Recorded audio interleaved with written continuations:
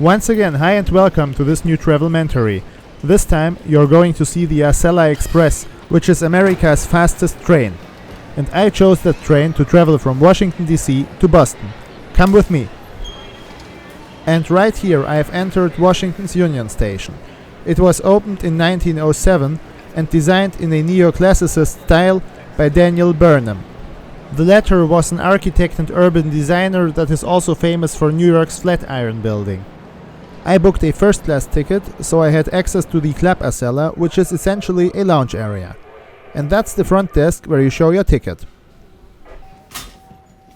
Okay, here's the lounge. It feels like in the 90s essentially. I could only rush through it because I was already in a hurry, but I didn't feel that I missed much there. As you see on the screen, the train with the number 2254 is ready for boarding. That's my train, so let's leave the lounge, which is only one door away from the platforms. And this is the Acela. It was built by the French company Alstom, as well as the Canadian train and aerospace specialist Bombardier. It reaches a maximum operating speed of 150 miles per hour, or 240 kilometers per hour. However, this is only the case on certain sections of the track. The average speed from Washington D.C. to Boston is significantly lower, with 70.3 miles or 113 kilometers per hour. Now I have entered the first-class coach. On the right you can catch a glimpse of the lavatory, while on the left there is a rack for the baggage. You can also see the seat layout here, which equals a 1-2 configuration. One thing that I find worth mentioning is that you cannot reserve a seat. At least I could not on this very train. So you have to come early or you will get what is left. For this reason I had one of those seats around the table that you have just seen, but I switched to a single seat later. Okay, we are leaving Washington D.C.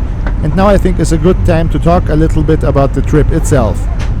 So we started at Union Station, and after a little bit more than 7 hours and 12 stops in between, we shall arrive at Boston South Station. Among our stops are Baltimore, Philadelphia, New York, New Haven and Providence. Right here we are crossing the Anacostia River, and before I show you more of the wonderful places you can see on this route, let's have a look at the menu. My Acela train departed at 12:50 p.m., so breakfast was not an option. Instead, I chose the beef tenderloin. And I wasn't disappointed. It's nice to have a warm meal while traveling, and this one was included in the ticket price. Apart from the snack, you can also see and hear that it wasn't always a smooth ride. There were some bumps and shakes. Anyway, this right here is the dessert. Maybe I was easy to satisfy, but overall I enjoyed the meal, and the service by the train attendants was beyond any doubt.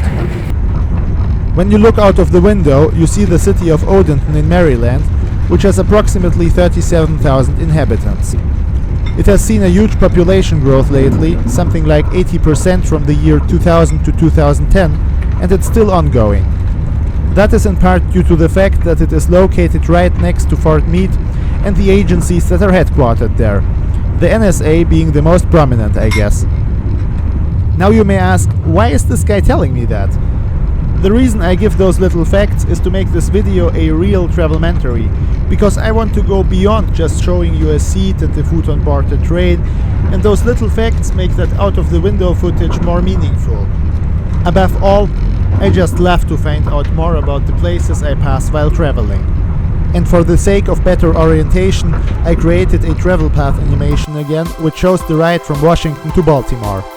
The flashing circle represents the area that you have just seen, while the two yellow rectangles show the next two stops, one at BWI Airport and the other at Baltimore, Pennsylvania Station. Okay, right here is our first stop at BWI Airport. It's not very spectacular, but nevertheless I find it very convenient for travelers that the train does stop here. After stops in Baltimore as well as in Wilmington, some beautiful landscape in between, and before Philadelphia, I was finally able to occupy and defend a single seat. The seat looks old and probably is, I can't say it was uncomfortable, but I mean, it certainly helps you to realize that this train was introduced back in December 2000. Legroom was okay, there were power outlets and the seat could be reclined to a certain degree. A major plus was the free Wi-Fi connection that was reliable, at least when I used it. Oh, and before I forget to mention it, there were also reading lights above the seats, just like in a plane. Those curtains can be useful too. And that's a quick lavatory check. To sum up, I can say that although the cabin seemed to come straight from the turn of the millennium, when this train was actually built, it was still a quite comfortable ride. Now we are crossing the border between Pennsylvania and New Jersey, which is the Delaware River. Then we pass Trenton, the capital city of New Jersey. That's also where a fierce battle took place during the American Revolutionary War. In New York here, you're going to see the skyline side is more on that side. But, okay.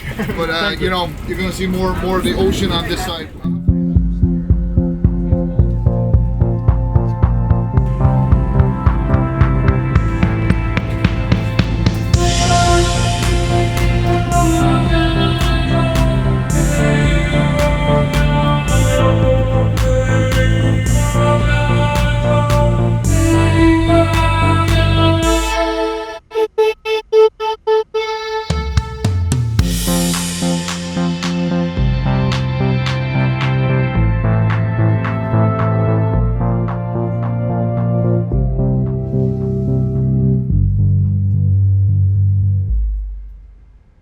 Alright, I hope that little compilation gave you an impression of some of the places that you can see on this trip.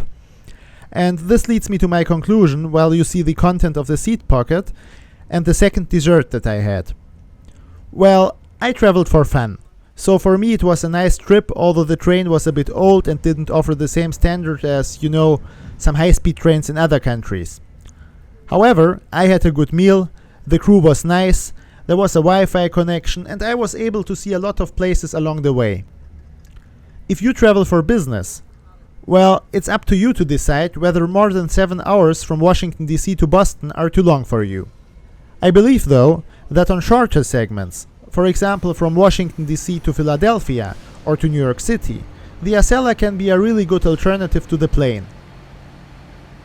The railway station you have just seen was that of Providence, Rhode Island.